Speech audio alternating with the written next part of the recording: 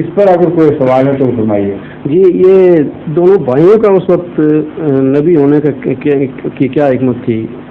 اللہ ایک ہی زمانے میں انہوں نے درخواست کی، میں نے یہ بتایا تھا کہ وحبت ہے، درخواست کی، خدا نے درخواست سے منظور کر لی مگر دلیل غلط ثابت کر دی. جی اگر دلیل کو سچا مان کے خدا درخواست قبول کرتا تو پھر خدا کا فیصلہ غلط تھا. یہ باریک معاملہ سمجھنے والا ہے. جی جی اگر حضرت موسیٰ کی دلیل ٹھیک تھی تو پھر خدا کا یہ فیصلہ توبہ ہو گئی، شکریہ مصطفیٰ نے مجھے بتا دیا، مجھے نہیں علم تھا، اور اب میں تیری بات مانتے ہوئے تیری دلیل کو قبول کرتے ہوئے اس کو نبی بناتا ہوں. یہ کیسی معیوب بات ہے اور خدا کے حق میں درست نہیں تھی. اللہ تعالیٰ نے کیسا پیار کا اظہار فرمایا کہ تیری دعا میں مان جاتا ہوں، دلیلیں چھوڑو.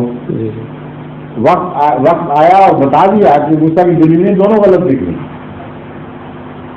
نہ قتل میں محفوظ ہوئے نہ زبان رکی، اور ایسی شاندار گفتگو کی ہے فرعون سے کہ فرعون کا منہ بند کر دیا. تو خدا کا فیصلہ غلطی ہوا کرتا، چونکہ نبوت نعمت ہے، اس کی شان ہے جس کو چاہے بغیر دلیل کے بھی عطا کر دے. سمجھ گئے ہیں؟ ٹھیک ہے.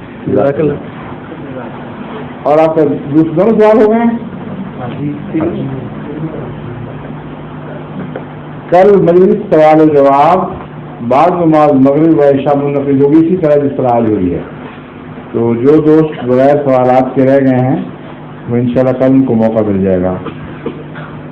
اور جن احباب نے نماز سے قبل کھانا تناول نہیں فرمایا وہ اس مجلس کے بعد کھانا تناول فرما لیں، ان کے لیے کھانا موجود ہے. اور مزید آپ کو یہ یاد کراتا ہوں کہ چھوارے بھی موجود ہیں. جو چھوارے کھانے ہیں وہ بھی لے لیں. یہ تو بات کی بہت باتیں چھوڑیں اس بات. السلام علیکم و رحمۃ اللہ. ظہور مہر